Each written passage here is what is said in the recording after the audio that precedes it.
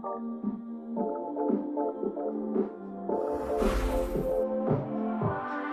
miss that sexy smile. Looking for to see you. I hope I will lose control.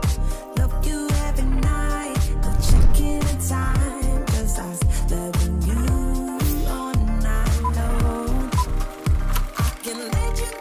There's no shame in my game, people. There is no shame in the dance game. I was thinking about standing up and having a full-on dance. What do you think? Should I start the show standing and then sit down? You let me know. Welcome, everyone. I know it's a big show today. I have a lot that I want to do today. And some of it is funny. Some of it's crazy, as you know, and some of it's serious because we have some updates on Andrew Tate that were revealed yesterday. I actually did some digging and checked with people close to Andrew himself to verify some of what was unfolding on Twitter. And I have some updates for you we're going to dig into, and there's some scary stuff. So we're going to do that at the end because it's more serious and I don't want it intermixed with some of the fun we're going to be having. So let me tell you what today's episode is about. We got a lot of live reaction to crazy, crazy, crazy viral video content. We've got modern women bragging about their sexual rosters. They love to use that word roster. No shame in your game, man, using the word roster, talking about what's supposed to be intimate acts. We got a hot debate between a traditional man and an OnlyFans girl you're definitely not going to want to miss. Got a body count debate. I think that was on King Rich's, if I'm not mistaken, that you're also not going to want to miss. There's a completely tone-deaf woman who has a certain perception about what the average man's sexual experiences are like. Let's just say she thinks, guys out there, you're an average guy, she thinks you're sleeping with 500 women.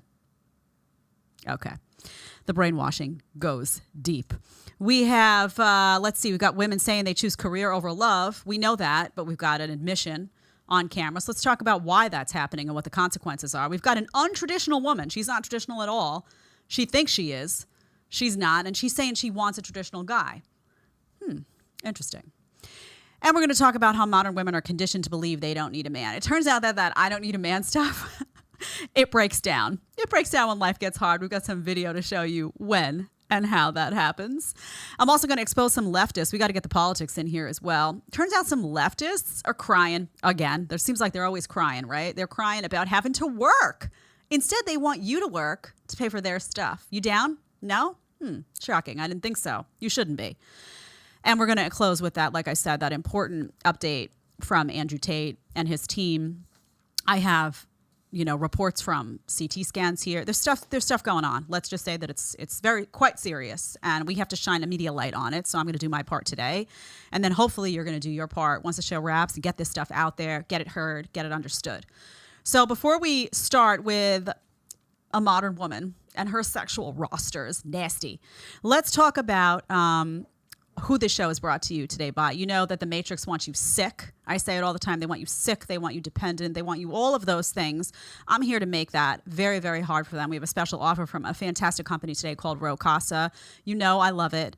We have a 20% offer with code Jedediah. You can see in the description. I'm going to tell you one of the leading causes of illness is chemical toxins, stuff you're exposed to every day. You don't even realize what you're exposed to. Cleaning products around the house, products you use, baby powders, products for your baby, products for your dog, products for yourself. Think about how many products you use. You wake up in the morning, shampoo, conditioner, soap, maybe you use, cologne. What do you use? You get a boo-boo on your hand. I love the word boo-boo, sorry, but you get a boo-boo on your hand. What do you put on it? There's a bunch of toxic stuff out there that you're using every day. Well, I am going to get you on the path of replacing those toxic products with non-toxic, clean replacements that are not going to make you sick and are actually going to build up your body's microbiome and help you to get better.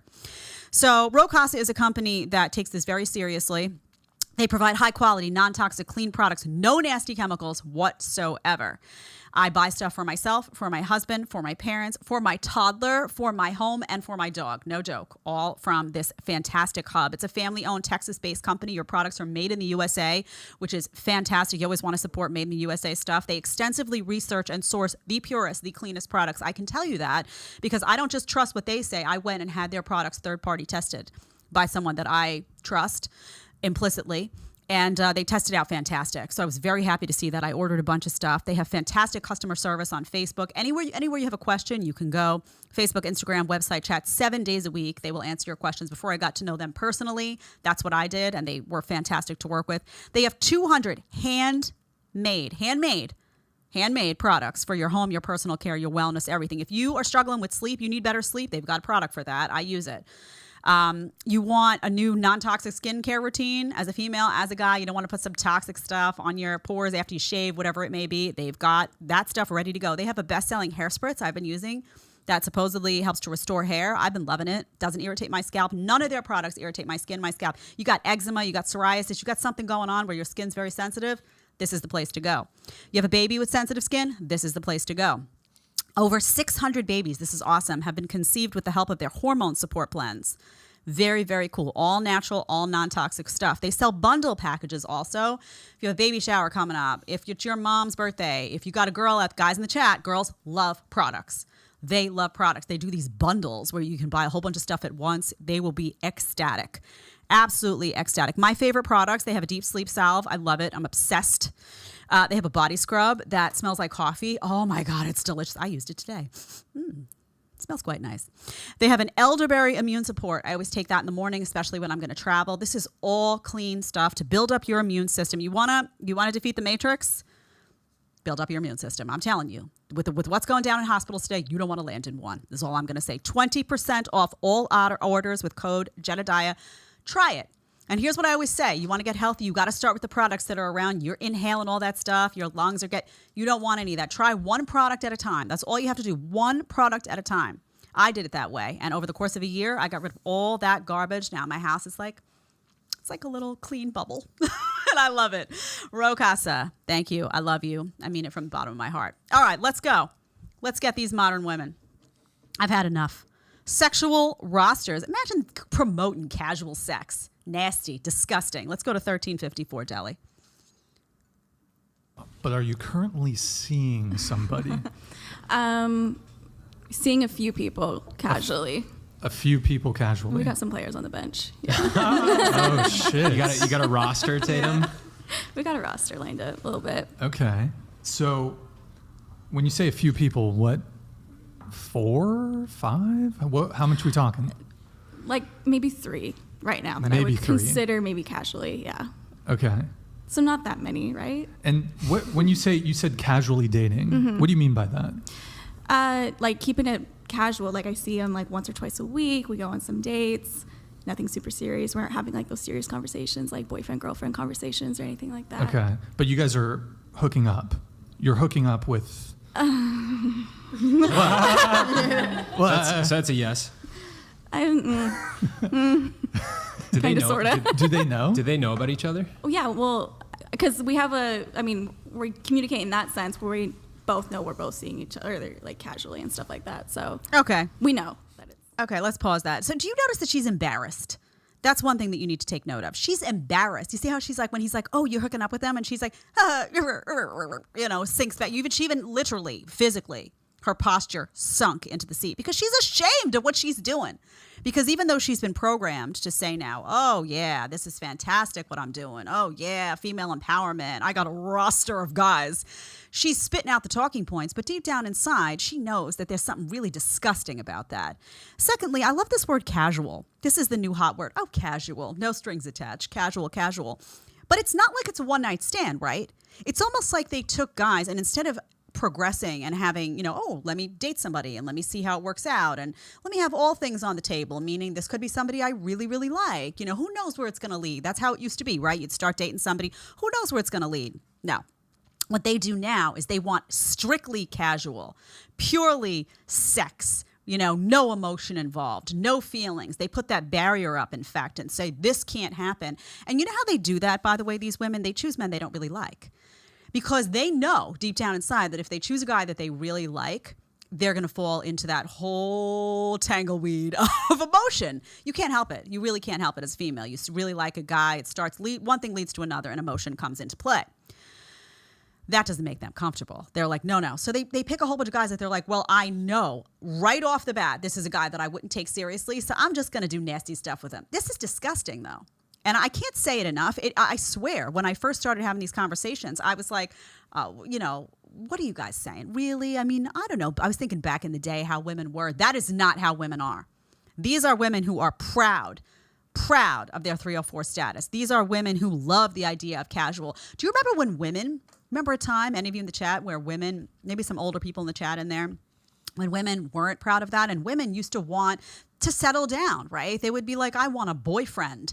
And sometimes the guys would be the ones saying, oh, you're pushing too hard. You're pushing too hard. I'm not ready for that yet. You heard the like, I'm not ready story, but the guy was always not ready. Now, you know what you have? You have a flip oftentimes. And you have guys that are, okay, looking for that woman. They want a real relationship. They want something. And the women are like, oh no, I'm here to play. I'm just here to play with your emotions. I'm here to play. I'm here to manipulate. I'm here to do whatever. I'm here to sleep with you right off the bat. No matter how disgusting it is to say to a guy, disgusting, sit down. Oh yeah, by the way, you're one of many. Guys, I'm telling you, get out of that situation. Get out. You are not going to get anywhere with that woman. And why would you want to, right? Why would you want to get somewhere with a woman who already on second one is telling you you're not important enough for her to be loyal and faithful to? Nasty, disgusting stuff. I'm telling you. And also, if it's casual, honey, why are you taking all the eggplant? If it's casual, then you know what? Go out, sit, talk, have a conversation, get to know somebody. Now you are saying that it's casual, but you're sharing what's supposed to be the most intimate experience, right? Your body, your temple. I know you don't see it that way, but maybe you should. You're sharing that. You're sharing that with a man and then saying it's casual. Do you see how these women are disconnected from their bodies? They're disconnected. They're almost disconnected from their souls and what makes them a woman. Disgusting. Because you know what? When women have sex, there's always a risk of pregnancy. We are designed to be very connected to the womb, right? I keep saying the womb. And since I've had a baby, I kind of think of it that way more. But I was always very connected to the reality that something could happen, right? There's always risk. You have sex with someone, there is always a risk, which is why you always want to make that decision as a female. I'm going to do this with someone who means something to me. I'm going to do this with someone who is saying that I mean something to them. Because there is this risk. No, not them. Disconnected from the womb, probably pumping those birth control pills in, Oh, yeah, probably a pro-abortion culture too. You can throw it all in. I'm telling you, all of this adds up to a big picture. These are lost, broken women.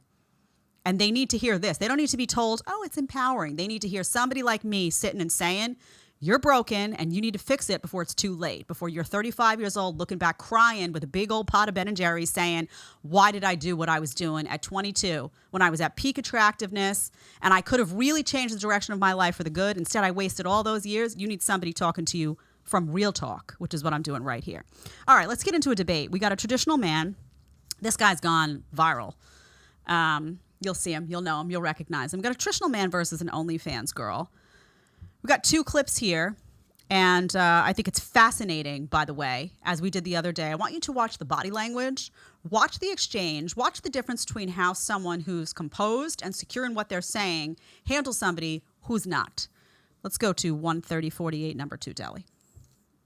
OnlyFans are not doing it for pleasure most of the time. They're doing it for money. So they don't do it because they like older men. They do it because they like older men's money. If any young women are watching, please do not model your lifestyle after her. Thank you very much.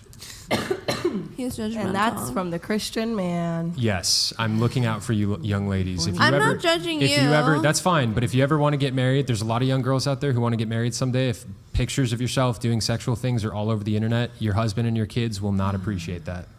What are your kids going to think of this? I think Northwest is doing just fine. Northwest. Yeah, she's living her life. Kanye's. Yeah. Yeah, she's doing great with her mom. I mean, given the option between a mom who has porn on the internet versus one who doesn't have porn on the internet, I would prefer if all of my friends couldn't see my mom fucking other dudes and sucking their dicks. I still consider myself a that. Christian. She was hot. I still consider myself a Christian. I do. And What does that means that I mean? believe that Jesus died on the cross for my sins, and I'm not a fucking judgmental person like you. What gives you the right? Hold on, You're not hold on, perfect. hold You should on. know better than anyone Hold on. that we are sinners. Okay, you're right. We're not you're perfect. Right. And I know. So get off your high horse. I know I'm not finish. perfect. Okay. No, get off your high horse. What makes you think that you're better than everyone else? You I never are said a that. sinner. Okay, you see the defensive. Get off. First of all, what's going on with her? With the get your high. There's like some sort of like something weird going on with the way she speaks. Or I was like, is there somebody have a little drink before the show? Something's weird there. No, is it me? You know it's not me. So first of all, he didn't say what high horse is he on exactly. What high horse? So now if you're a Christian, you can't call out 304 behavior as problematic for other women. You can't say, hey, women out there who are listening, do not model your life after somebody who has zero self-respect and is putting themselves out there naked all over the internet, engaging in sexual you-know-what with guys they don't even know for cash. You can't say that. That somehow makes you a bad Christian. But she's allowed to say, oh, I'm still a good Christian because I'm not judgmental. You know what? Some things are meant to be judged. So if somebody, not to use these examples, these are very different examples, but if somebody goes out and murders somebody, are we not allowed to say, that's bad, right? Why do we have no moral compass anymore? Why can't you just say that it is not morally upstanding behavior to put naked pictures, video all over the internet and make money off of them? Are we now supposed to say that that's morally upright? Why? Because we're afraid we're going to hurt some OnlyFans girls' feelings? No, we're trying to shake you into reality, which is that you're hurting yourself. You're hurting your future potential to get with a good man who's not going to want anything to do with you, given that you're going to have this exploding sexual history on the internet that people are going to be able to search and clip and all of that. And we're trying to tell other women who may be watching this, this is not the path you want. If you want eventually to have a baby, if you want a husband, if you want to settle down, if you want a happy, beautiful life, you're not going to want this in your past. This is going to be an incredible amount of baggage that you are not going to want to carry on your shoulders. And she has a problem with that. Why? Again, misery loves company. She's worried that if you're passing judgment, people are going to start frowning on her behavior. People are going to stop paying her, because guys are going to get the message of, why are you wasting your money going and sit and give it to this girl, right? And she's outright saying, by the way, she doesn't care about these guys. Again, they say, how many times do they say, we don't care about you? She's saying, oh, it's just about money. It's just about money. Stop giving her money. Stop giving women like this. Guys, I'm telling you, go get a gym membership. Go buy some food from a farm to get yourself healthy. Go over to Rocasa. Get yourself some good products. Do whatever you need to do. Stop wasting your money on women who are openly telling you they don't care about you. They could not be any more clear in their discussion of what little value you have to them. So stop spending money. Religion, by the way, has become a joke to many people. You notice this? I mean, I went to Catholic school when I was younger. But do you see how these people will say, oh, I'm Christian? What does that mean, you're Christian? Now it's just a word you throw around, right? Oh, I'm Christian. Okay, so the Christian teachings told you what? To go have, go do lewd sexual stuff with random people on the internet and get a pat on the back? What version of Christianity are you following, honey? Come on now. This is getting ridiculous. By the way, that comment, oh, Northwest is doing fine. Honey, how do you know how Kim Kardashian's kids are doing? You spoke to them? Or do you just look at media stories about how they're doing? How do you know how it's going to affect that child to ultimately find out that her mother's entire career was launched by spreading her legs on the internet and making money off of it in a deal that was most probably organized by her own mom? You think that's not going to affect that child? Why? Because she's rich? Why? Because she's famous? You know how many rich, famous kids wind up a hot mess on drugs, turn into alcohol, fall. You see the stories. This is not unique. These people are unbelievable. Oh, Northwest is doing. Oh, honey? You went and spoke to Northwest before you got on the Whatever podcast? Ridiculous. I mean, it's just the dumb hurts on this stuff sometimes. Really. What an irresponsible message to say. Deeply irresponsible stuff. As if she knows. All right. Let's go to that second, 135.36. Zero accountability females on the way, y'all. Let's listen. School or whatever, and they're getting made fun of by all the other kids who found your pornography online. At that point in time, are you going to regret it? Or are you going to be like, no, I'm fucking happy that I made that decision. My kid can go fuck himself. Why should the mother who is a consenting adult who chose to do OnlyFans be crucified for her adult decision? Shouldn't it be the kids who are bullying the child who led them to commit? Bro, no, I'm sorry. avoiding responsibility. So it's okay to bully them. Completely avoiding responsibility. No, we're saying it's wrong to bully. Then what's about? But you're what completely avoiding responsibility. I'm just saying here. it's a point about selflessness. I'm a young girl, has the idea of doing an OnlyFans, getting such easy money by taking one naked photo of myself cross my mind. You'd make $5. Okay, pause that. I love it. First of all, that girl, do you see how she got defensive? You'd make $5. You know why? You know why she's getting nasty with that girl? That girl's hotter than she is. Objectively, Let's be objective in the chat. Is that blonde girl? Pull it up, Deli. That blonde girl there sitting next to Chase, who's more traditional. She's objectively more attractive than the other girl. So there's a defensiveness that's coming into play because not only is she more attractive, but she's also not a 304, at least by her own, what she's telling us about herself. We don't know her personally, but that's the information she's revealing. So now that girl who's on OnlyFans, who's at 304 behavior, is feeling intimidated and defensive because there's somebody sitting at that table that has more traditional values as a woman, and she knows, that 304 knows that other woman is more desirable. And yet she doesn't want to change her behavior because she's cashing in on it. But she knows that there's someone at that table who the chat, who everybody watching is objectively saying that's the catch and the 304 is not. So there's a defensiveness that came into play there. I'm sure you noticed that. Do you want to have, let me ask you a question. That guy his name is Chase. He's gone, right? You want me to have him on?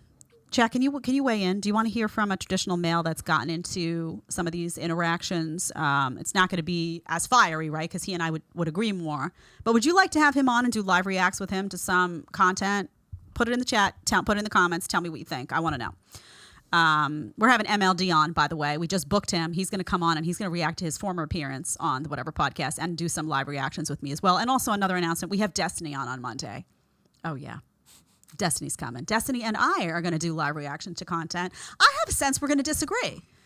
I have a small sense we're going to disagree, so you're going to want to be here. There's going to be some heat happening at JB Live on Monday. But this whole idea, again, let's go back to the clip and let's talk about how she doesn't want any personal accountability. She specifically asked if your kid in the future is bullied as a result of your behavior, are you not going to look back on it and say, this was a misstep by me? She's so self-absorbed and selfish that she can't even step outside of herself and says, well, isn't that the fault of the other kids that bully? Well, sure, honey, but you're an adult. You're the adult. So, of course, other children shouldn't bully your child.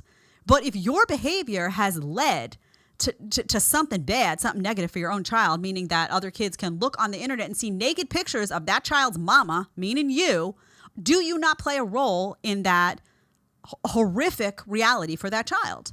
Of course you do. Own up. You don't want to acknowledge that your behavior right now has the ability to negatively affect your future child, if in fact you have one, because you don't want to change your behavior and be a responsible adult. That's what's going on here. And he's calling you out on it. So, and then notice, oh, you want kids to be bullied? Oh, you want kids? He didn't say that. Of course, he's saying no. But there's a difference between a kid who bullies and a grown adult. I know you're acting like a little girl on this panel, but you're a grown woman at this point. And you're making decisions that are going to affect the course of your life and the effect of the children that you may have in the future. And you don't care. Selfish, nasty behavior. Now, this is why some people say, oh, not everybody should be a mom. Because you're going to be a mom? Guys, in the chat. Guys out there, you're looking for somebody, you're thinking, oh, is this a girl I want to, spend some real time with? Is this a girl I want to build a life with? She needs to not be selfish like that. You need to find someone. My kid is my everything, right? I do and die and bend over backwards for my child. My mom was the same way with me. You need to find someone who cares so much about their child that becomes number one. Do you think that woman is displaying an attitude or a type of character that of somebody who's anywhere near ready to do that? No. But you imagine this stuff is on the internet. These girls know they're going on a podcast. This is now out there. This stuff is out there. God, no shame in their game. I know there's no shame in my dance game, but they have no shame in a lot of other things here going on. All right. Jelly, are they responded about Chase? I'm curious. Yeah, they actually want Chase really bad. They want Chase. You want to hear from All right, I'm going to get him. I'm going to make a note for myself. Chase is coming on. Don't you worry. I'll have him here. A friend of mine, too, was like, he's good looking. She's single. I was like, calm down. Calm down. Calm down. But we'll get him on. Everyone will be happy. All right. Let's go to number 3. Let's go to 21410. I'm not going to intro this. Just take a listen. Things they want from a woman or whatever. I have men literally paying for my bath water, and you think I can't find a husband? I have people begging to be my husband. That's not a problem for us. Let's ask about the bath water. How many? Tell us how about many the of these bath dudes? water. How many of these dudes that so badly want to make you their wife would you actually consider as a husband? There's been a few, like my ex, obviously, to be honest, not even to be conceited or anything. Every single one of my exes I've had, they're deeply in love and still years later trying to be with me. That's why none of these comments. Right? Okay, that's your ex. You didn't want him. That wasn't the question. The question that Chase asked you was, how many of these guys are guys that you would actually want? She's saying, oh, I'm behaving, badly. She doesn't call it badly, but we will, because we have to be honest. I'm doing this, I'm doing that, I'm doing hookup culture, all this stuff. And I have guys that want to be with me left and right. What are you talking about? It's not making me less desirable, she says. But it is, honey, because all the guys that want you are guys you don't want, right? They're your exes. They're guys that you're just, maybe one night stand here and there or this and that and kicking to the curb. What he's trying to tell you, Chase, is that the guys that you really will want to settle down with won't want you. They're not going to want you. So you may have all these options, but if they're all people that you don't really want, that's the point. That 304 behavior, yes, it will still attract men. It absolutely will attract men, but it'll attract men who oftentimes aren't there for the right reasons, and it will attract more low-value men. If you want a higher-value man, they're going to look back at your past, and they're going to say that past is an indication of your future. I'm not into it. And they'll go find a woman who didn't make those poor choices because they'll feel that it reveals something about their character, about their upbringing, about what kind of parenting was going on in their house. And that's all valid. So that's the message. So this whole, I have all my options. Yeah, great. They're all your exes for a reason. You didn't want them. You're saying, they're still trying to, come at me and this, that. Yeah, and you still don't want them. Talk to me about how many guys you do want, or you'd be like, if you saw him, or you'd be like, oh my God, I have to have that one. Are they knocking down your door? No, they're not. No, they're not. Because if they were, you would be with one of them, and you're not. Let's be honest. Okay. Let's go to number 4, 247. Tell women not to be like Nicolette. Jesus, please allow me to preach to men to stop simping this hard for these 304s. God damn. Okay, simp for girls like Grace who deserve it. Hey, don't shoot the messenger. Nicolette, your response to Mr. Davon Jackson. So you can my fire back, response is that people don't like when they see another person who's unapologetically themselves, who is sexually liberated, comfortable with their sexuality. It makes them feel uncomfortable. It makes them feel insecure. It's not something that they're used to. And all I have to say to that is grow some fucking balls and work on your self-esteem. Okay. I'm not going to stop being my... That's the talking point. By the way, Grace is the cute blonde. I think she's cute. I know in the chat you think she's cute. The long blonde hair. I thought so. Deli, you think she's cute? Yes. Deli's on board. Call Deli. He's single. Just saying. But yeah.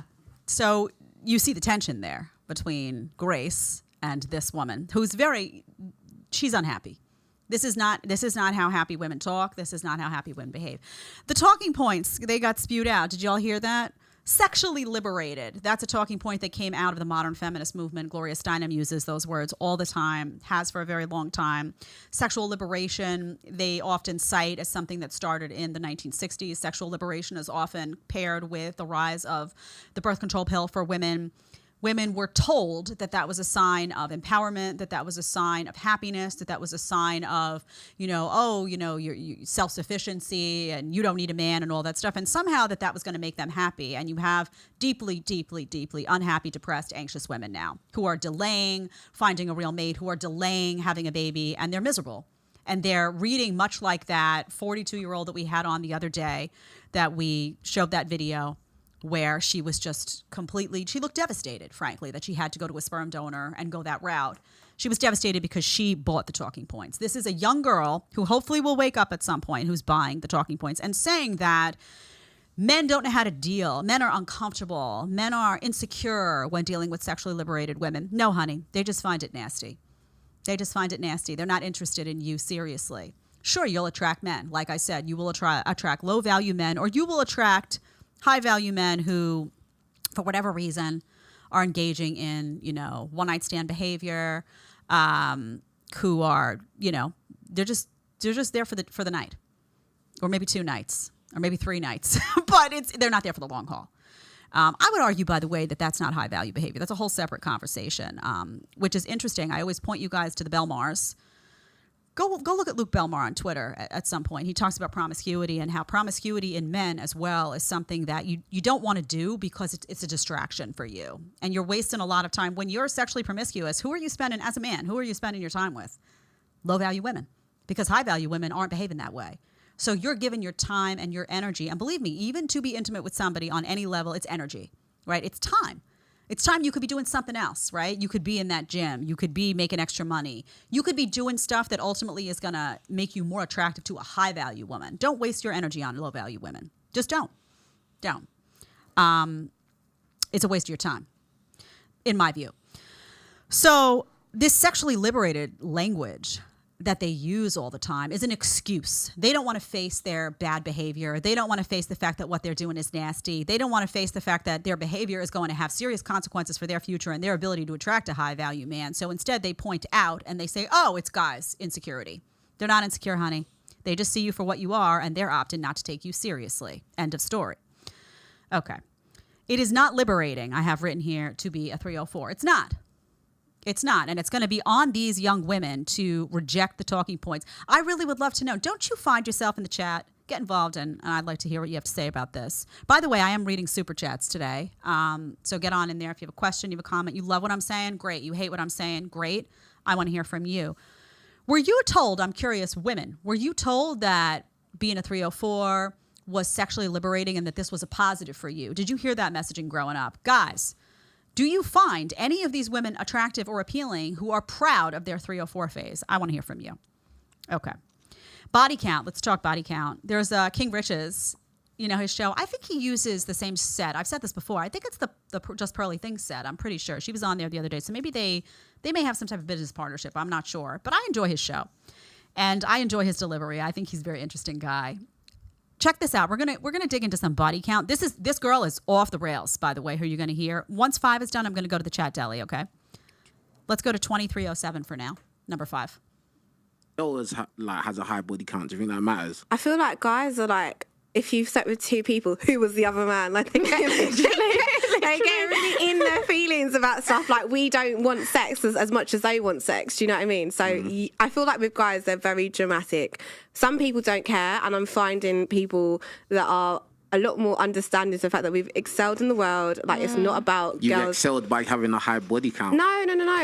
As in like freedom to have being sexually free and being able to like not be oppressed by, you know what, you need to just be in the kitchen and have sex with one man for the rest of your life. Like, no, do you know what? Maybe I want to have sex with 5. What do you think the average body count is for a woman? How old are you again? 28. 28. Okay, let's pause it. We're going to get into this. Wait to hear what she says. Wait to hear what she... Average guy. You got some guys who consider themselves, hey, I'm an average guy. By that, I don't mean to be demeaning. I mean, like, you're, pretty average. Like, your body count is probably average. You had an average number of sexual experiences. You had an average number of girls that you've been involved with. If you consider yourself that, wait till you see what she has to say about how many people she thinks you've had sex with. Just wait. The disconnect, the delusion is so deep. But this is interesting to me. She says initially it's dramatic. She labels these men as, they're, so dramatic. If you've been with other guys, they get dramatic. It's not dramatic. They just don't want to visualize it. Guys are very visual, very, very visual, which is why when they see a hot girl and they see the boobs and the butt and they're like, it's just the way they're wired, right? Guys are wired to procreate. They are. So they see it and it's like a little candy. It's like, like they just look. They don't always act on it, right? But they look. And she's saying, it's dramatic. Guys don't want to visualize you with another guy. They don't want to see that. They don't want to think about it. Even if it was something that happened 10 years ago, 15 years ago, 2 years ago, 6 months ago, they're like, they don't want to hear about it, which is why I always think it's interesting. I told you about The Bachelor the other day. These girls are getting on. They're trying to get this guy and they're talking about my last relationship, he hurt me, this, that, all that. And the guy's sitting there and I'm thinking, like, if this guy's got any shred of testosterone left in his body, which by the way is questionable with the guy they chose, he would be like, why is she talking to me about that? I don't want to hear about, you don't want to be thinking about the girl you're about to put a ring on her finger and propose, and you're thinking about her and the nasty she did with some other guy, and by the way, how damaged she is as a result of it. Oh yeah, sounds like you hit the jackpot, honey, with your strategy. I mean, it's crazy. But this idea of sexual freedom has also been paired by women in the modern age with with like, I'm sexually free from the oppression of the kitchen. You notice that? You notice how she paired? So the like housewife bad, right? Sexually liberated 304 good. That's what they've walked out of their feminist studies class in college or high school. And they walked away with that. It couldn't be more backward and more weird. I mean, think about a woman who chooses to take care, to prioritize husband and child, to make that a priority and to say, that's going to be my number one. I'm going to take care of my family in ways that I can. And I'm going to expect my husband to take care of this family in ways that he can. And that woman wants to, you know, be nurturing to that family and be positive and supportive to that family and cook something beautiful for her family and put that food on the table and put that baby to bed and sing him lullaby. I mean, this is a beautiful picture that should put everybody at peace. No. Modern feminists have to ruin that. They have to destroy it. They have to knife that. And in turn, they have to elevate some 304 at the bar like, what's going on? Who am I going home with tonight? Whatever. I'm going to use you. You're going to use me. That's somehow sexy, empowering. That's disgusting. You see the parallel here? Do you see the brainwashing that has happened? Unbelievable, really. By the way, why is it assumed that all of these women that were in the kitchen, and by they say in the kitchen, they mean, you know, they saw like the little sign that the feminists made about like, don't be a 1950s oppressed housewife, you know, when she was cooking, heaven forbid. Don't you cook, by the way, feminists, when you're single? Don't you have to feed yourself, honey? Don't you get in the kitchen and cook? So somehow it's so bad to you to cook for somebody else you love? Broken women. Broken. But they think of it as oppression. I mean, my grandparents, like I think of grandma on one side, used to love to cook. It was literally her joy because she got so much pride and such a feeling of pleasure and peace when she put that food on the table for her family. She wasn't oppressed, honey. She loved her life. She had a beautiful life. She lived a long life. And on the other side of the family, my grandpa loved to cook, right? So he did more of the cooking because he was Italian, kind of wannabe chef, and that was his thing. But why the assumption that somebody's oppressed if they're taking care of their family in the way that they're inclined to do? Unbelievable. Is it oppressive, by the way, when you say to men, I want you to earn 6 figures and I want you to provide and protect? Oh, I'm guessing you don't find that oppressive. Selective oppression, right? When the talking point suits you? Interesting. Also, by the way, did you catch her saying before we move on that she found it oppressive, the idea that you would have sex with one man for the rest of your life? Can you imagine? That's oppressive to modern women now. She deems that oppressive. Well, then, honey, don't do it. Don't elect for it. Don't get married. But I guarantee you that most high-value men are going to hear you talk about that as being oppressive, and they're going to be turned off because a man wants your loyalty. A man wants you to be faithful. A man wants you to want to be faithful to him because you love him so much and you prioritize him and that family so much that you've got tunnel vision for that family and those children, and you know that your loyalty and your faithfulness is pivotal to the success of that structure. We could talk about, you know, people say, oh, what about the men? Yeah, men have to bring a lot to the table. I am not easy on men. You know that. I'm like, get in the gym, get your stuff together, get your self-defense in order. You got to be able to make money. You got to be able to provide all of those things. And if you sign on the dotted line for loyalty and commitment, you better be willing to give it. I'm not easy on men, but we're talking about women here, so don't distract. I know how the women say, well, what about men, Jed? You're only being tough on women. You're not listening, honey. You got the earplugs in conveniently when you want to. All right. Now we're getting into the body count debate. You guys listening? You consider yourself an average guy with, you know, like average number of, listen to how she thinks your life's looking. Let's go to 21. Slept with bare Do girls, I care? like 500 girls. 500? Yeah. Bloody hell, 1 in 3 people have an STD. Is he wrapped up? Has he been looking after himself? You might be lucky, or, you know. Bloody hell. Like, it's about safety here. My health's at risk. Like 300. That's still high. That's so high. I feel that's average for a guy. I'm not going to lie to you. You think the average guy slept with 300 girls? Right. No. Like, what? Do you think that? Do you know what? I don't. So you know when people will be like, "Oh, do you want to know?" The average guy. Yes, sir. The average. Even with his 5-inch dick, I do believe that 5-inch guy. he might have penetrated 300 to 500 girls. Okay, Yes, stop. Come on. By the way, she's dead serious. Okay, in the chat, those of you who said, you know, I'm an average guy. Have you had 300 to 500 women that you've had sex with? My guess is no. Because that's crazy, by the way, if you're doing that. Might be some nasty involved. Just saying, even for you. 300 to 500, that is what she thinks is the average guy's experience. You know why? And you didn't hear this part of the podcast, but earlier in the podcast, she talks about how she gets attention all the time. She's always got to like shoo the guys away. Guys are always coming at her, and she's like, not now. She thinks that's your experience too. She thinks it's easy for the average guy to get a piece of action.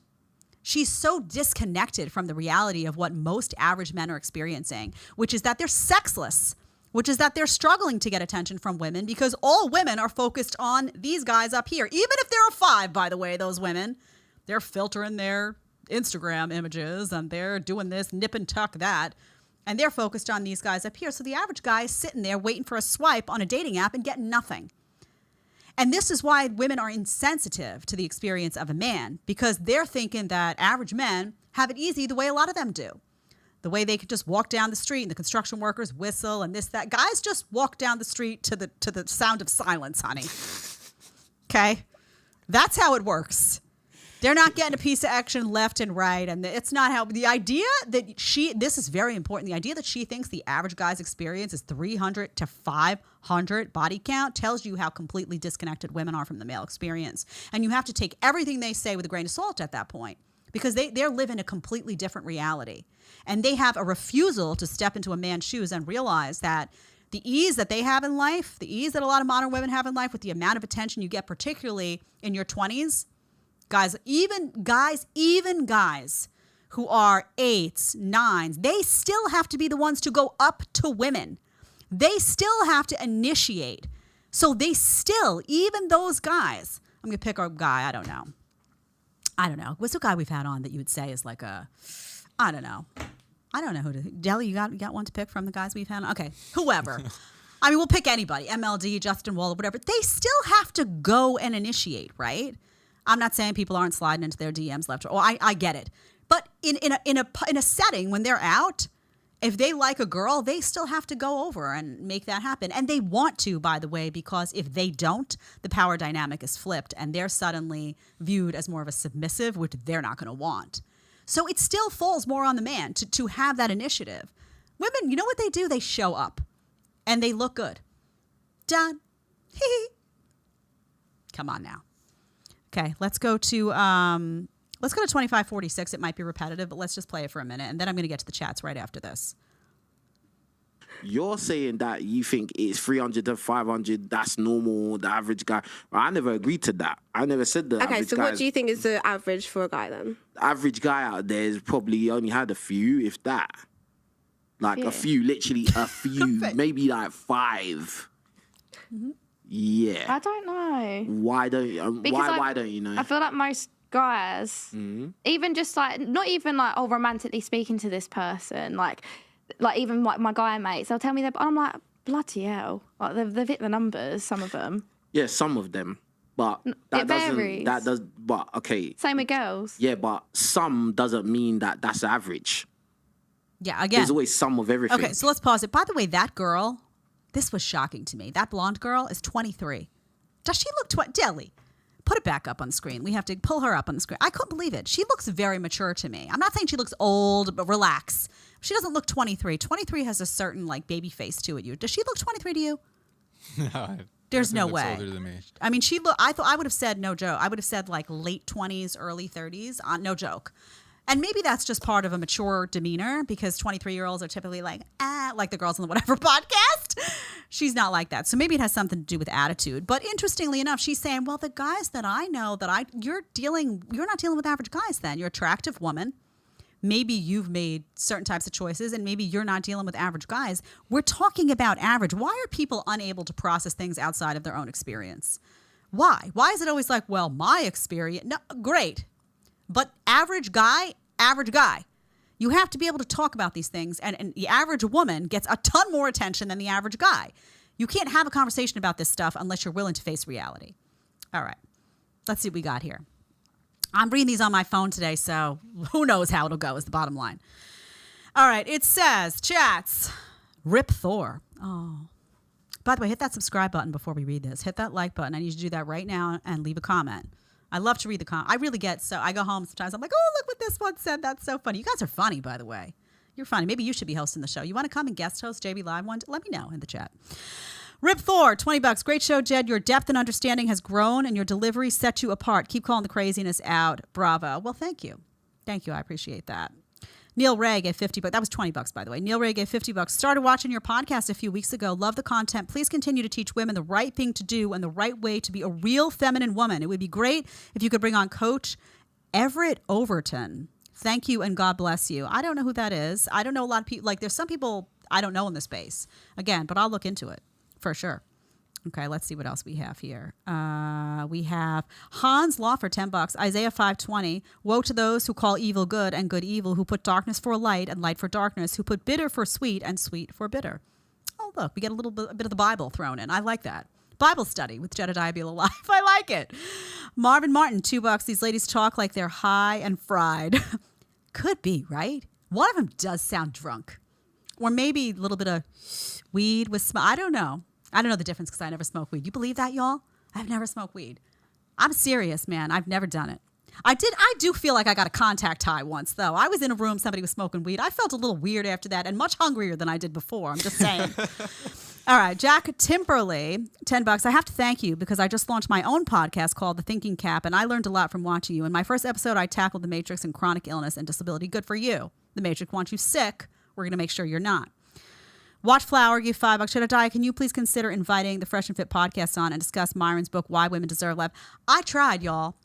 I've tried to get to them. I can't get them. They're very popular. I think they're very particular about what they do. Myron should do a book tour and should do a press tour. I will try again, but I have tried. So y'all, you know what? Get up in their business and tell them to come on the show. I think it would be a fantastic conversation about his book. I'd like to read it too. All right. Yo-Yo 290, $20. I was told the opposite growing up, but the other extreme side, like a woman's body is the source of all evil. Maybe that's why I went on the extreme left, but luckily I didn't last long, and now I'm finding the balance. Interesting. See, everybody's upbringing impacts them is the bottom line. It really does. Puffy Vegas gave $10. I am not, but I grew up around a lot of Chad's and Tyrone's friends from high school, cousins, etc. They have been with 500 women. I can assure you, 500. Come on. Okay, but again, even if that was true, 500 is a big number. What's your name again? Puffy. I'll call you Puffy. Puffy, 500 is a big number. I'm telling you, think about it. Think about how much time. That's a big number. So I don't know about that. But even if they were, that's a Chad and a Tyrone. They're talking about the average guy. The average guy has not been with 300, 500 women. There is no planet on which that woman is living in reality. We all know it. Okay, did I get them all? Let me see. I did, right, Deli? Yep. The one challenge with this, of course, is that I'm blind. So we'll see. We'll see how it goes. Bottom line is we'll see how it goes. You never know. All right. Do women reject love? Do they outwardly reject love for selfishness and career? Let's find out. Let's go to number 6, 106. I'm trying to think, to be fair. I don't think I've ever, traveled for love. Because it was just in the vicinity. No, I don't really fall in love like that. So I haven't. But why not? Because I don't want to. Why don't you want to be in love? Because I want to focus on myself and my career and get money for myself. Makes sense. You know, when you make all this money, then what? How long are you going to do this for? I don't know, but I feel like I'll be hot enough to be able to get myself a toy boy if I need to. You want a toy boy? I don't want one, but if I need one, I think you're going to need one because that's your plan, innit? You want to get money, innit? If I need one, I can get one, yeah. You seem like the type, guys pretty much kind of... And then they get into this whole thing about how she's desirable and she has her pick of the litter. This is really interesting to me and a big change that's happened since I was younger. When I was younger, girls grew up wanting love. I can remember being a kid and a friend of mine, I was in middle school, no joke, middle school, and a friend of mine had a little blackboard that the family would keep in the kitchen, and it had little chalk and you would write something. And I would write little love quotes on it. I'm not kidding. I always loved the idea of being in love. I loved romantic movies. I loved that whole thing. And women grew up with a feminine softness to them where they looked so much forward to that in life, more than we looked forward to career, more than we look forward to this independent journey where I don't need a man. We didn't want that. We didn't want any of that. We wanted, the storybook.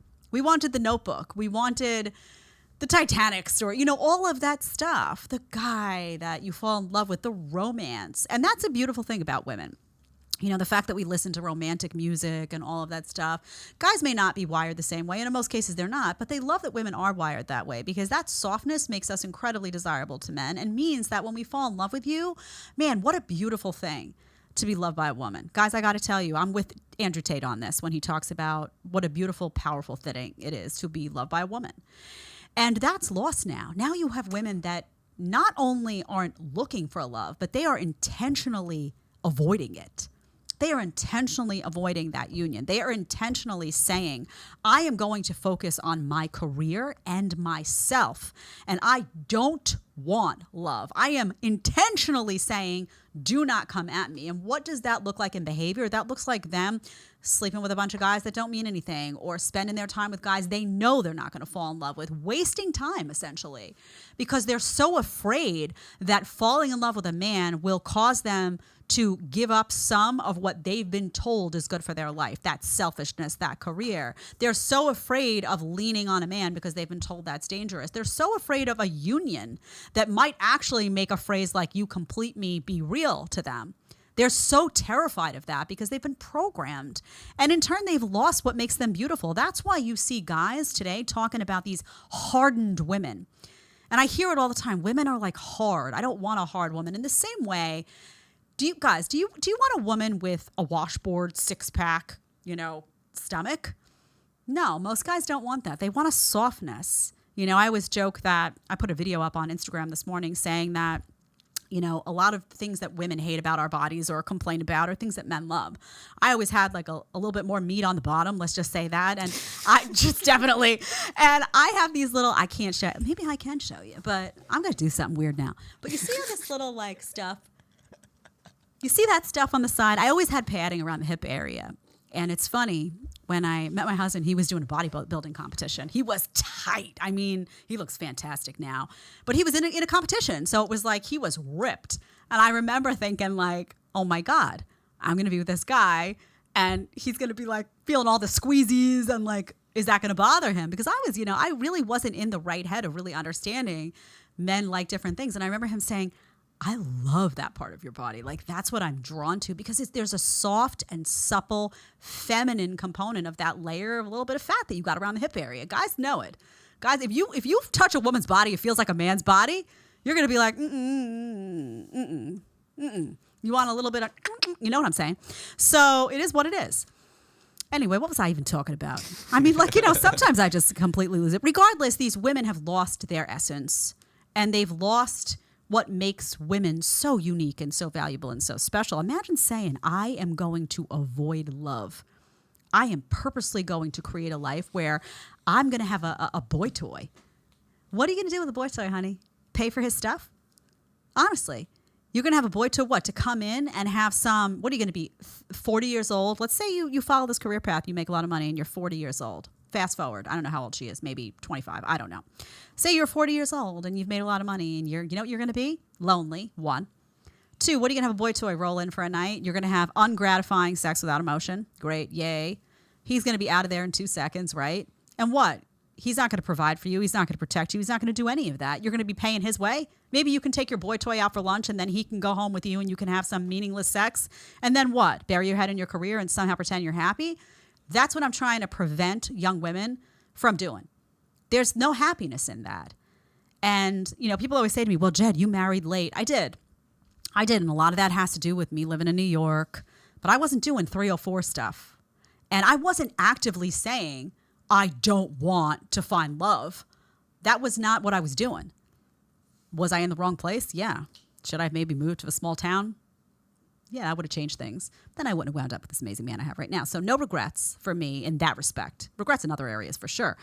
But bottom line is, there was never a part of me that turned off my feminine side on purpose.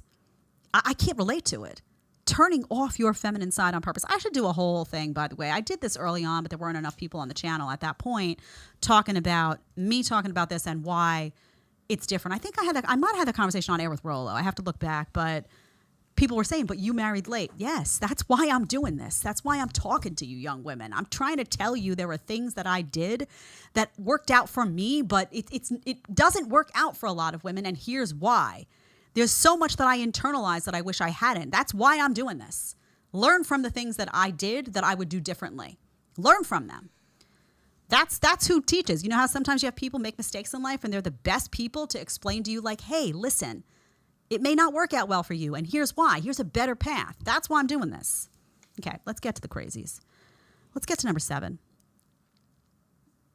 I just think it's funny because, I mean, if you're going to like a country that has more traditional sort of values, I feel like my thing is like, if I was to get into a relationship, potentially the reason why I haven't is because I don't think people are very traditional. So that's why you're not in a relationship right now. Because I don't. Are you traditional? I am. And Stop I think it. It's Okay, slowly leaving me. Stop the madness. Has she been sounding like a traditional woman to you for the last 10 minutes that we've been talking, 15 minutes? She's not traditional. She's deluded. She thinks she's a traditional woman. So she thinks it's traditional somehow to say, I don't want love. I want to focus on myself and my career. I'm going to get a boy toy. That's traditional? It's traditional to say sexual freedom is, fantastic sexual liberation and having a bunch of partners. It's traditional to say that it's oppressive to be in the kitchen or that it's oppressive to sign up for sex for the rest of your life with one man. On what planet, honey, are you traditional? In your own warped mind? And now she's saying she wants a traditional man. Good luck, honey. Because a traditional man's not going to want you. A traditional man's going to want a traditional woman. And a traditional woman doesn't say all this garbage that you just spewed out. I mean, the disconnect is wild. Can you imagine this woman sitting and saying she's traditional? And this is the thing. There's a complete lack of self-awareness in a lot of young women. They just don't even see that what they ultimately want. She's telling you in a moment of truth that what she actually wants is a traditional man. That's what she really wants. And she's also telling you that she can't help but live her entire next decade in a way that's going to repel that guy because she can't undo the programming. Wild. Isn't it wild to see that disconnect? Get in the chat. Let me know. Do you see what I see? Do you agree? Do you disagree? Tell me. All right, let's do I don't need a man. Me. You know that. I don't need a man till life gets hard. Turns out that the I don't need a man mantra backfires, and it backfires big. So first let's do I don't need a man. Let's go to 129. It's on number 8. Let's do this, and then we'll get to the backfire. Go ahead. The thing is, what I'm saying is, it's what you're exposed to. Us in this world, we've been exposed to the fact that women have rights. We can do what we want. We can say no if a guy just wants to marry us off and have sex with us the rest of our lives, or just have kids with us. We can have careers. We can be those powerful women. We can be queens in our own generation. But unfortunately, that's not the same for our women across the world. It means that sometimes they're not exposed to being able to have that control over their lives. Okay, so this is the I don't need a man. This is I'm successful. I have my own career. Do you notice something, though? I'm curious if you need to pay attention to people's body language, too. I'm sure you do. But if you don't, do you notice that when she says that a guy wants to marry us off and have kids with us, there's like a disgust in her voice and a disgust in her face? That's a broken woman. Why is that a bad thing? This reminds me of the clip we showed the other day where the woman was like, remember that Chase from whatever podcast was like, I'm going to make her my wife. And the woman was like, make her your wife? She didn't know what to do. That she had like the feminism was like oozing out of the body. It was like she was like a declawed cat that was like, she was lost her mind, right? This is all internalized feminism programmed at the highest level. Now it's a bad thing to want to settle down with a man and be faithful to that man and have a family and a child. If you can't see that that is a sign of a generation of broken women, I can't help you. Now, when does I don't need a man backfire? Because you hear these women, I don't need a man, I don't need a man. Most of the time they're saying that in their early 20s when they're at peak attractiveness for them. Whatever their peak is, that's it. Oftentimes, not every time. I got a message the other day, by the way. Somebody said, well, from a woman, I was fat at 23 and then I got really fit. So you're wrong. No, honey, I'm wrong about you. We're talking about in general, women are hotter when they're younger. That's not to say they can't be beautiful at other ages. That's not to say you can't have a beautiful mom. You're talking about hotness in the sense of the sexual marketplace, right? That's what you're talking about. You're talking about that type of hotness, which is tied to fertility, which is tied to a whole bunch of stuff that a 50-year-old woman could be absolutely stunning, but they're not going to be stunning in the same way in the sexual marketplace as a 22-year-old, right? A guy's not going to be like, if he's looking to have a family, he's not looking at the 50-year-old and the 22-year-old and saying, well, you know, two sides of the same coin. No, it's just vastly different. God, it's like you got to do baby talk to some of these women. Okay. I don't need a man backfires when life gets hard. So Rich Cooper put out a great example. I'm not sure if you saw this video that went viral. Let's show it. So I know I said I wanted to take a break from dating, and I didn't need a man. I changed my mind. I'll take whoever. Just like get here ASAP. There you go. Please. There you go. Where is she? First of all, she's in some type of winter tundra. I don't know where she is, but this happens all the time. I'm telling you, the feminism goes out the window the second there's any manual labor that needs to be done. I always use the example of like, oh, the toilet gets clogged. And people say, I can unclog my toilet. Honey, if there's a day when that toilet clogs and you can't unclog it, you're going to be desperate on the phone for a plumber. You're not going to know. You're going to let your sink not work. And all of a sudden, everything's coming up in the sink. Let that panic set in. She's telling you right there. She's in the middle of some type of winter avalanche. She's got to shovel it. You know what? You're a 4. Guys, you're a 4. She'll take you. She's like, come on in, 4s. Any 3s out there? Any 2s? Come on in. Yeah, I'll make you dinner. She'll be real quick to put on a nice stew, nice grass-fed beef stew for you while you shovel the whole driveway. She'll be sitting there warm and toasty, a little blanket on, sipping that hot cocoa, waiting for you to finish. You know it. You know it. And this is, and also let any danger arise. Feminism goes out the window in times of manual labor is needed. Danger zones? Forget it. Forget it. Suddenly there's a robbery. Drew follows hide behind some man like a quarter of her size. Like, you know it. Why? Because your biology starts talking and you know that you're not as equipped to shovel all that stuff as a guy who's got the bigger heart and the bigger lungs and the stronger muscles and all that stuff. You know.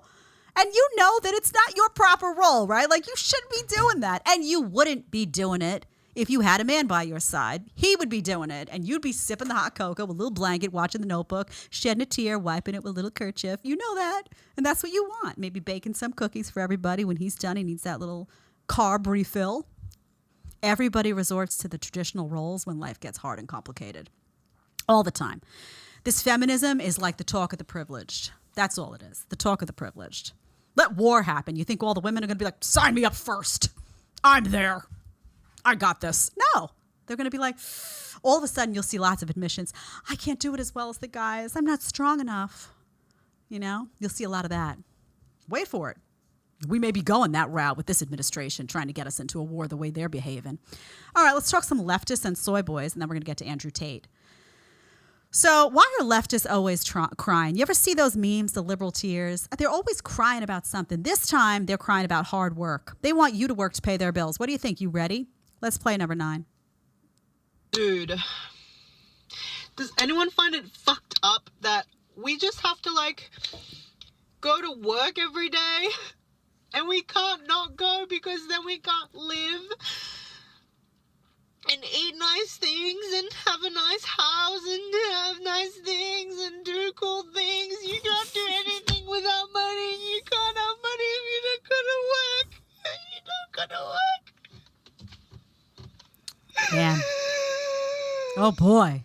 The gasp at the end too.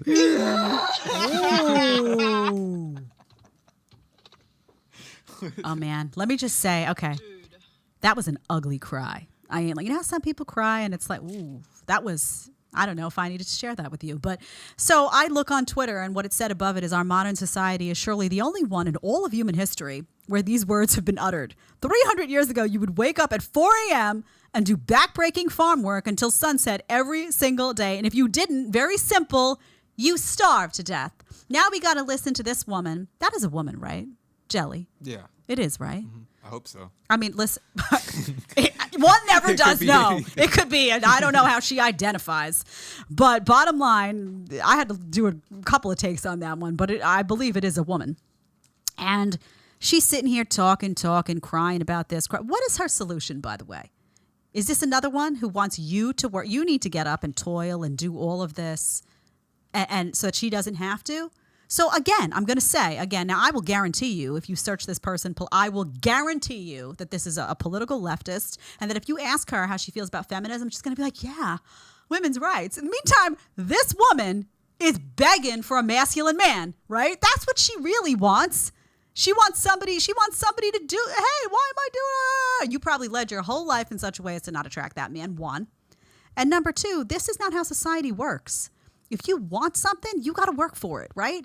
You can't just sit around and complain and be crying and carrying on. All of these liberals always shedding the liberal tears, wanting something for nothing. And it's just so interesting to me how it all ties into play because, by the way, also, when he wrote this, when he said he would get up and do farm work and all that, that woman, by the way, does not look like she's in the best shape either. So do you notice how these things connect? You will often see people that are in terrible physical condition, typically morbidly obese or obese in some way, who don't want to work. They're complaining about that. They've somehow made themselves, as females anyway, less and less desirable to men, or as men, by the way, less and less desirable to women. So oftentimes they're single and unhappy, and they want something for nothing, which ties in with leftism. All of this stuff, by the way, and if they're fit women, they're like, oh, feminism. They what? They do. You don't want something from a man, but you'll take it from the government. It's like people say that liberalism is a mental illness, and I don't know, man.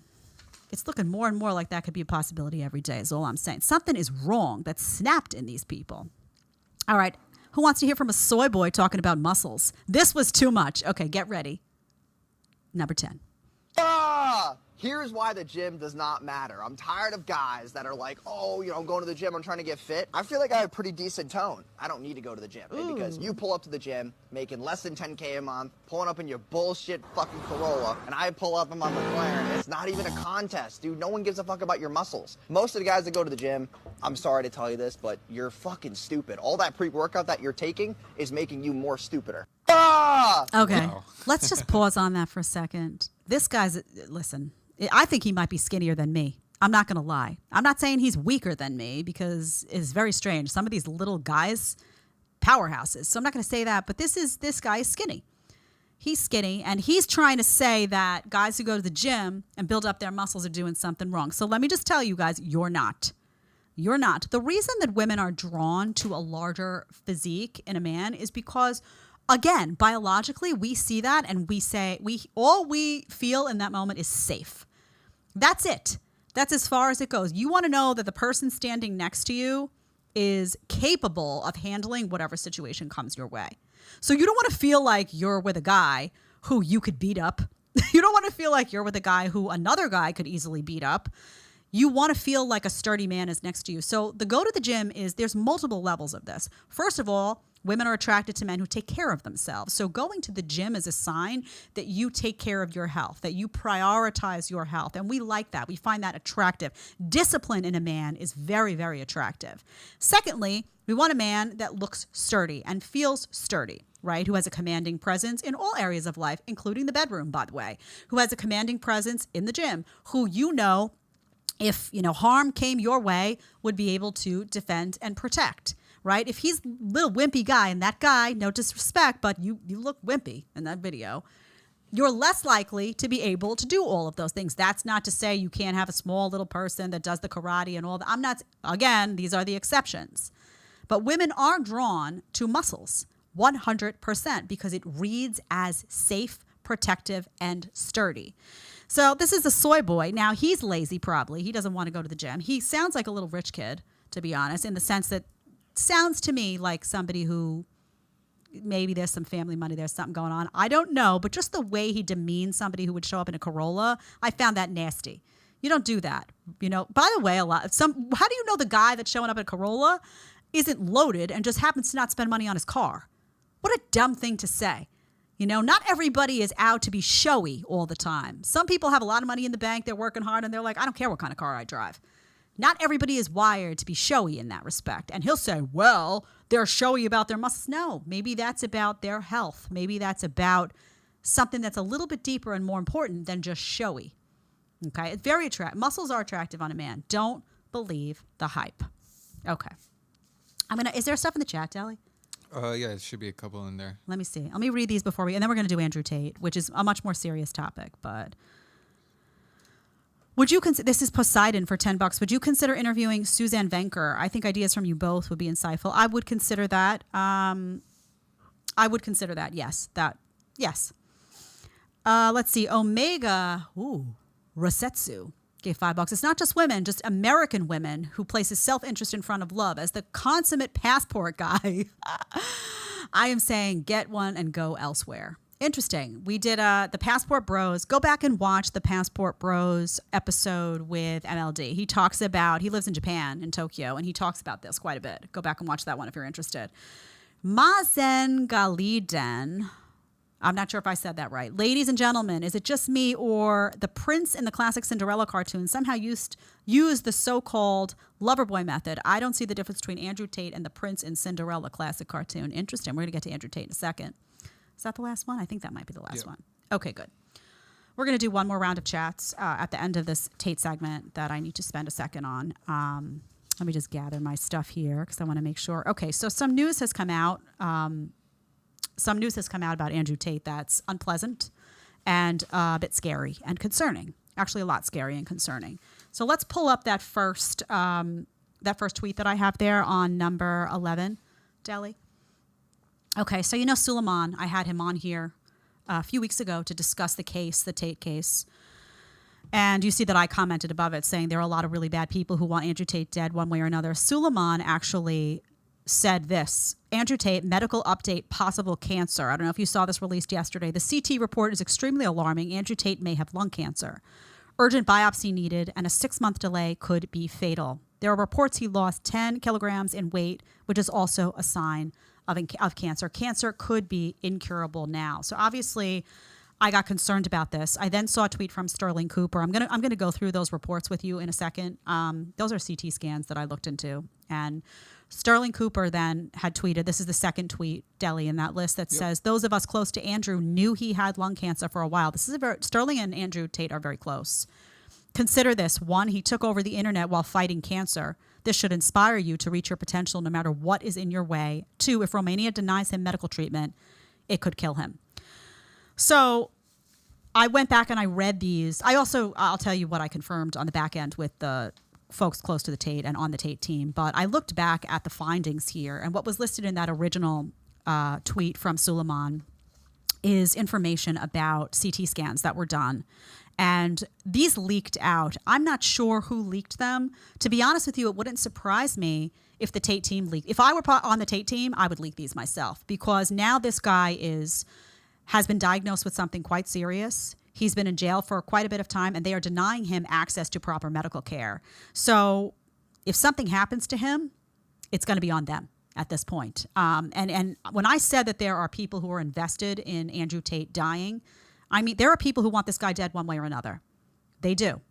And there's a deep, deep, deep layer of corruption here. So let's look at the report. This is from January of 2023. A letter was sent. Andrew Tate had apparently gone to... in Dubai, had gone to a medical facility, met with a doctor, and several doctors have signed off on this information.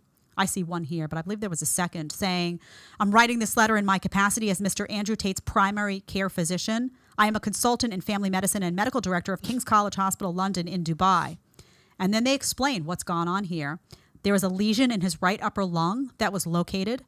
He has recently undergone a contrast-enhanced CT scan. You guys know what that is? It's like a very sophisticated X-ray. Sometimes they do it with or without dye.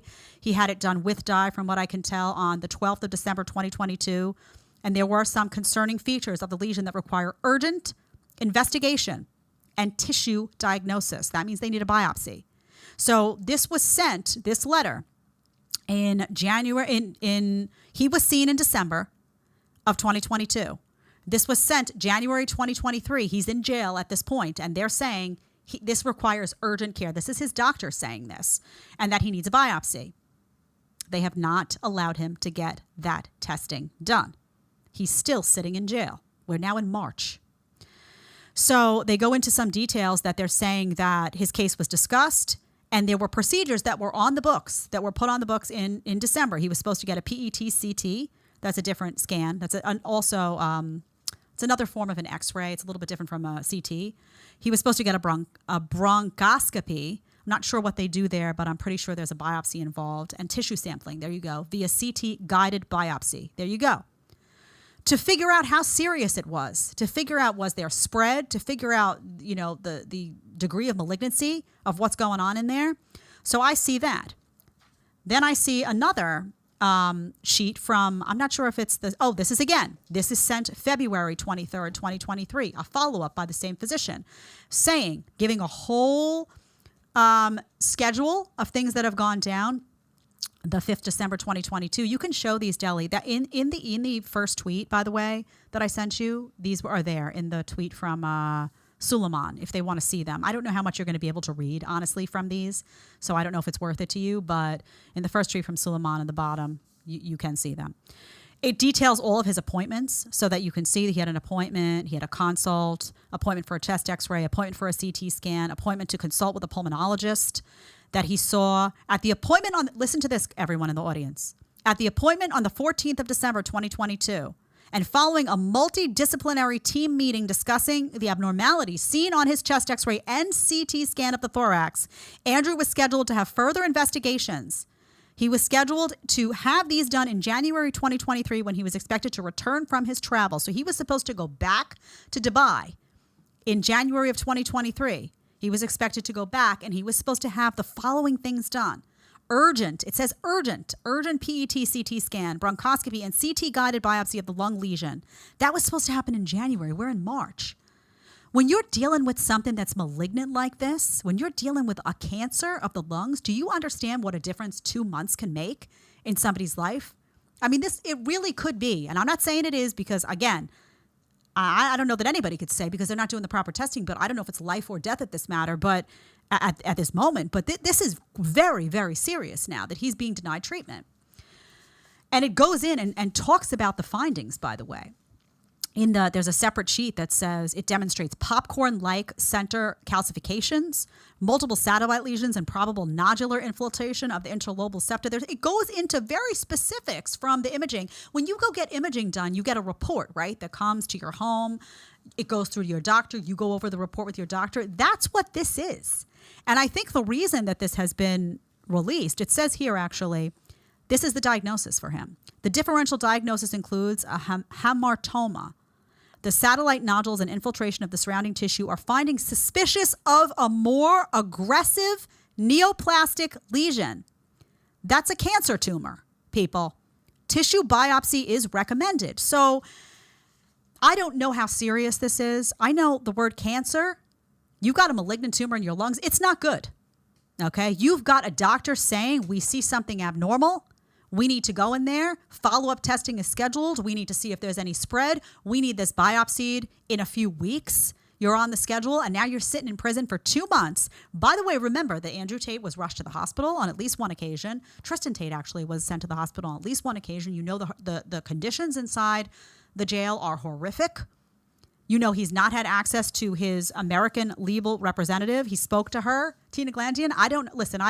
Nothing against Tina. But what's going on here? I don't understand, and I would love to ask her this, but why bother having an American representative if the American representative can't do anything to help you? It seems like, I don't understand. Why can't he be taken to a hospital? Why can't you demand anything as an American legal representative of someone who's an American citizen sitting in a corrupt Romanian jail? I don't know. I'm not a lawyer. I don't know the specificities of what you can and cannot do, but it seems like the reason he got an American legal representative was to get somebody in there who could help him. I just don't understand. What does it look like to me? It looks like these people would love nothing more than for this guy to die and, oh, well, look what happened. Oh, look, we didn't kill him. We just, neglected something that a team of experts told you not to neglect. And I think that the Romanian, the Romanian authorities actually think, well, what will the backlash be really? What will there be a few protests and then it'll, what are people really going to do? But this is deeply dark and deeply sick. And I've told you that something very, very dark is going on here. Andrew Tate has been a threat to the system for a very long time. The more videos I watch of him, by the way, the more I begin to feel that this has been the most misunderstood and misrepresented figure, maybe of my time. I mean, it's quite insane how different he is portrayed in these little short clips versus what you actually learn about this man when you really dig into his long-form content and when you really, really sit and watch these interviews and do the investigative research. He has been set up on multiple occasions here, and he is now in jail for months without charges, and this is a man now who we know has a malignant growth in his lungs, which, by the way, speaks to an incredible amount of character that he didn't share that with anybody. He was hustling. He went about his journey. He was going to take care of it. Think about the bravery of that, too. That didn't bury him. I remember watching him on Just Pearly. I remember him he was on Piers Morgan. And you would have never been able to tell that he was struggling with something.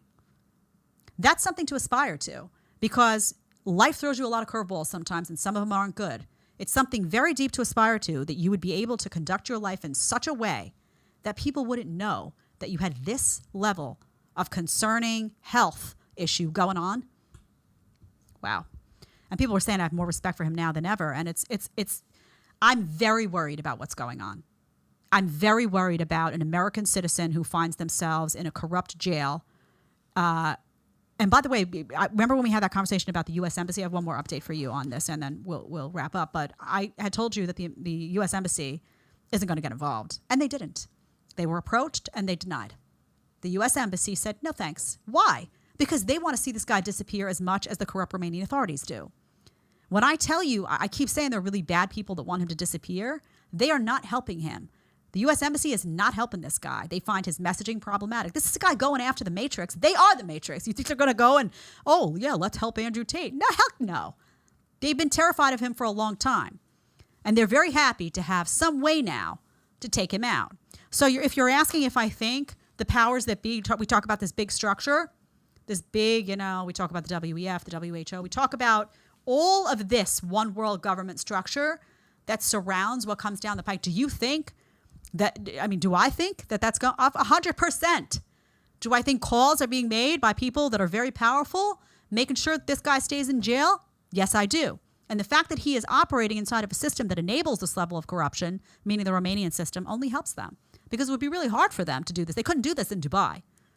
They couldn't do this in the United States. You can't do this. You cannot legally hold somebody like this. They're, in their view, is very lucky because he's sitting in a corrupt jail. And nobody's been able to get him out because the Romanian system allows for this. Now, think about this, though. If he's got this lesion on his lungs, and by the way, I did go and I spoke to, let me pull it up for you for a second. I did speak to members of his team. Sartorial Shooter also did tweet. He didn't tweet, I'm sorry. He put up on his Instagram story. Let me see if I can pull this up here. I don't have it here, but he did say that he was confirming that this was in fact true and that he was the person who was going with Andrew to and from those doctor's appointments. So this is real, guys. This is not fake stuff. This is real stuff that's going on now. Very, very sad. He has a family. From what I can see, the guy has done nothing illegal. I don't see it. They don't have evidence against him. It's a witch hunt. They want him out. And by the way, if you go watch old footage of him, he's going to tell you that these people were coming to take him out. They were coming to take him out. One last thing before we go. I know we have to wrap. There was something that broke from Censored Man, who covers a lot of Tate stuff. And can you pull that up, Deli? Yep. Okay, you can play it. Actually, can we play it without sound? And I'm just going to let it run while I'm talking. It says, new leaked CCTV footage, that's security camera footage, shows the alleged victims entering and leaving the Tate brothers' house freely with shopping bags and suitcases. So what you see here is what they will show is extensive footage. This is the footage, by the way, the security camera footage that was outside the Tate house. This is the footage that the courts were refusing to put in the case files and refusing to acknowledge. You're going to see over and over again that these women are going in and out. They're getting what looks like Ubers to me.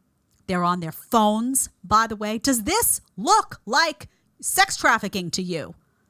Look, going in and out of the house. Next day, multiple days worth of footage of them coming in and going out.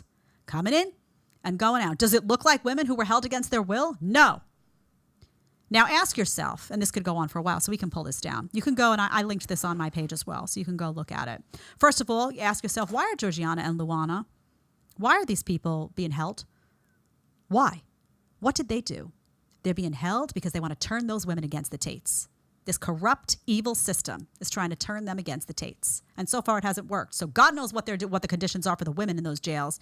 They're, I'm sure, doing everything they can to make them feel unsafe, to try to coerce. Secondly, why didn't they look at these cameras? Couldn't they have figured out on second one, wait a minute, this doesn't make any sense. The girls are saying that they're being held captive and they're walking in and out of the house. Walking in and out of the house. Does it look like a setup to you yet? Does it look like a witch hunt to you yet? This is criminal what's gone on. Criminal what's gone on. So you now have a guy and his brother, you have in jail, Tate brothers in jail, now being held for months with no charges. You have evidence now that's leaked out that shows that these women had access, free reign to go in and out of the house. How does that not negate these allegations? You have wiretaps that come out that show that these women were plotting against him, plotting against both of them, coercing, this, that, lying, deceit, just right there in their own words. What's going on here? Why are they still in jail? And why now do you have a medical request from a doctor saying that the man has a lesion on his lungs, a tumor, whatever it may be, and that a biopsy needs to be done immediately, urgently, and he's not being granted that right? These are human rights violations at this point. Andrew Tate's human rights are being violated. I don't know what an American lawyer can do. Do you want me to get Tina Glandian on? Do you guys want to hear from Tina Glandian? I can get her on, but it's not going to be an easy interview because I don't understand. She's a powerful attorney. I don't understand. Do American attorneys not have rights in these countries to get, I just don't understand. Get him into a hospital. It could be a life or death situation. Do I believe that the powers that be, the evil powers that be, want him dead? Yes, I do. I don't know how it's going to work out. I really don't. I hope he's doing a nice fast while he's in there. I'm not kidding because that's, there's not much else you could do. He doesn't have access to wellness care in jail. This is deeply concerning information. This is very sad. He has children. And by the way, just know the evil that exists in the world. They don't like this guy, so they want to take him out. So is it you next? Is it somebody else who rises to power and gets a little bit too popular and a little bit too influential? The Matrix is evil. The Matrix is an evil, evil, evil machine. That's why you get healthy.